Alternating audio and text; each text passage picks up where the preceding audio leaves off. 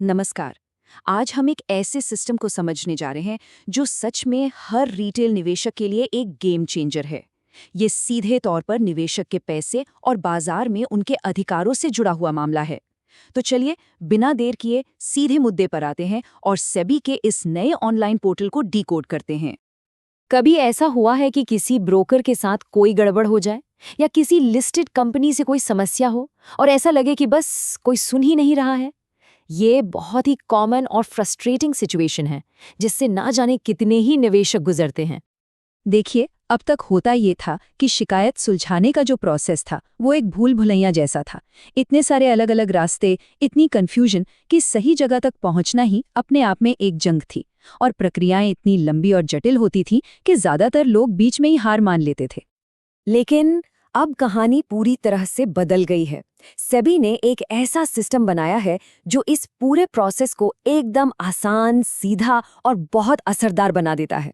तो चलिए देखते हैं कि ये सिस्टम आखिर काम कैसे करता है।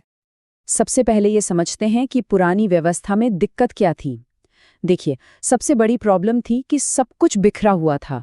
हर संस्था के अपने नियम, अपनी प्रक्रियाएं, मतलब निवेशकों के लिए न्याय पाना एक बंद गली में पहुंचने जैसा था, जहां से आगे कोई रास्ता ही नहीं है। तो इसी बंद गली को खोलने के लिए securities and exchange board of India यानी सेबी एक बहुत ही जबरदस्त सोल्यूशन लेकर आया है। एक ऐसा ऑनलाइन सिस्टम जिसे खास तौर पर निवेशक को पावर देने के लिए ही डिजाइन किया गया है। और ये है ओडीआर पोर्टल यानी ऑनलाइन डिस्प्यूट रेजोल्यूशन। अब इसकी खासियत क्या है? ये एक सिंगल ऑनलाइन प्लेटफॉर्म है, मतलब एक ही जगह जहां ब्रोकर से लेकर लिस्टेड कंपनियों तक सेबी के दायरे में आने वाली किसी भी एंटिटी के साथ हुए विवाद को सुलझाया जा सकता है। मतलब साफ है, अब अलग अलग दफ्तरों या वेबसाइट्स के चक्कर काटने की कोई जरूरत नहीं। स्टॉक एक्सचेंज और डिपॉजिटरीज की निगरानी में ये एक अकेला पोर्टल सभी विवादों के लिए एक वन स्टॉप शॉप बन गया है। इससे पूरा का पूरा प्रोसेस ट्रांसपेरेंट और कहीं ज्यादा ऑर्गेनाइज्ड हो जाता है। तो सवाल ये उठता है कि इस नए सिस्टम को इस्तेमाल कैसे करना है। चलिए अब इसके प्रोसेस को स्टेप बाय स्टेप समझते हैं, और यकीन मानिए ये बहुत ही आसान है। बस 3 मेन स्टेप्स हैं। अच्छा, यहाँ एक बात ध्यान में रखनी है, कोई भी सीधे ओडीआर पोर्टल पर नहीं जा सकता।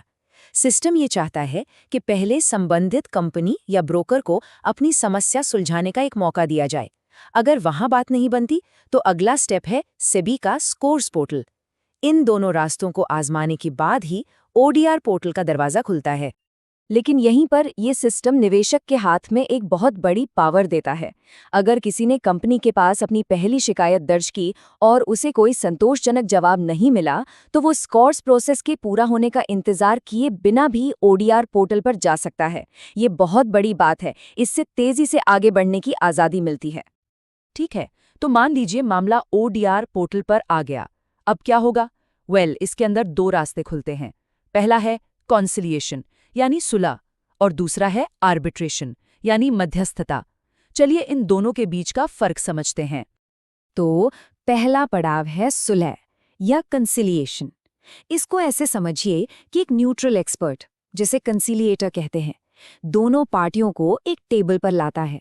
उसका काम है बातचीत के जरिए एक बीच का रास्ता निकालना, एक ऐसा समझौता करवाना जो दोनों पक्षों को मंजूर हो।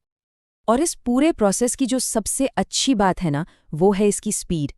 एक बार कंसिलिएटर अपॉइंट हो गया तो सिर्फ 21 दिनों के अंदर इस प्रक्रिया को पूरा करना होता है। सोचिए, सिर्फ 21 दिन।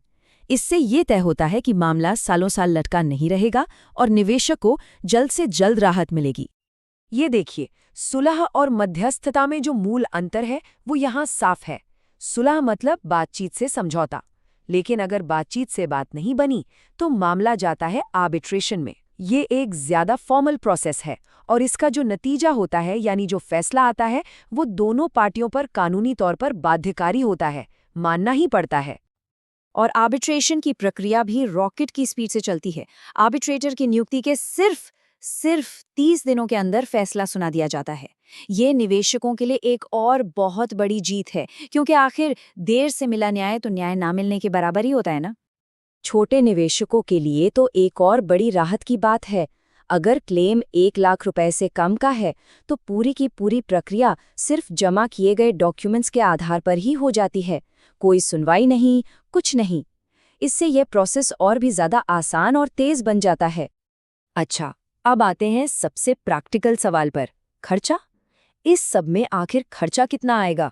क्या एक आम निवेशक इसे आसानी से अफोर्ड कर सकता है? चलिए, इसके पूरे फी स्ट्रक्चर को समझते हैं। तो सबसे पहली और सबसे बड़ी खबर, ओडीआर पोर्टल पर अपनी शिकायत रजिस्टर करना बिल्कुल मुफ्त है, 0 फीस। इससे ये सुनिश्चित होता है कि पैसे की कमी किसी को भी न्याय मांगने से रोक ना पाए। और सुनिए, अगर मामला कॉन्सिलिएशन यानी सुलह प्रक्रिया में जाता भी है तो भी इसकी फीस निवेशक को नहीं देनी है। ये पूरा खर्चा वो कंपनी या ब्रोकर उठाता है जिसके खिलाफ शिकायत है। ये एक बहुत ही बड़ा कदम है जो निवेशक के ऊपर से फाइनेंशियल बोझ पूरी तरह से हटा देता है। हाँ, आर्बिट्रेशन में फीस लगती है जो क्लेम की रकम पर निर्भर करती है और इसे दोनों पार्टियों को जमा करना होता है। लेकिन यहाँ भी एक ट्विस्ट है। जो भी पार्टी केस जीतती है उसे अपनी जमा की हुई पूरी फीस वापस मिल जाती है। मतलब अगर कोई निवेशक सही है तो उसके लिए न्याय पाने का खर्च असल में 0 है। तो इस पूरी चर्चा का निचोड़ क्या है? सीधी सी बात है, ये नया ओडीआर सिस्टम सच में भारतीय निवेशकों के हाथों में एक नई और बहुत ही जबरदस्त शक्ति देता है। तो एक नज़र में देखें तो क्या मिलता है? ये सिस्टम ऑनलाइन है, कहीं से भी एक्सेस किया जा सकता है। ये बहुत तेज़ है क्योंकि हर चीज़ की टाइमलाइन तय है। ये कॉस्ट इफेक्टिव है, बल्कि कई मामलों में तो फ्री है। ये सेंट्रलाइज्ड है, यानी एक ही जगह पर सब कुछ। और सबसे ज़रूरी, इसके फैसले कानूनी तौर पर लागू होते हैं। ये वाकई हर निवेशक के लिए एक ऐसा टूल है जो पहले कभी था ही नहीं। तो आखिर में एक सवाल सोचना लाजमी है। जिस तरह ये सिस्टम निवेशकों को एक आसान, तेज और असरदार प्लेटफॉर्म दे रहा है, क्या इसे भारतीय शेयर बाजार में पिछले दशक का सबसे बड़ा इन्वेस्टर एम्पावरमेंट का कदम माना जा सकता है? इस पर सोचिएगा जरूर।